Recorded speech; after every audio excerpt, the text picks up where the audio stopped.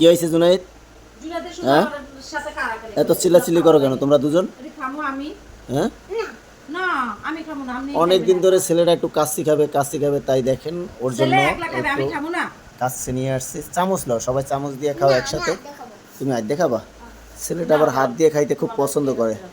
কই দেখি কেমন লাগে, দেখো তো, একটু একটু ঘুরাও ঘুরাও, দেখেন কেমন করে, একটু ঘুরাও। এই তো, দাও আরেক খাসি দাও, দাও কোনটা ভালো হবে এটা দাও, দাও ও যেটা চয়েস করে। আড্ডি ওইলে খাও না তুমি বাবা, নরমটা নাও। হ্যাঁ, নরমটা লইছ? ও বিছনায় পড়ে।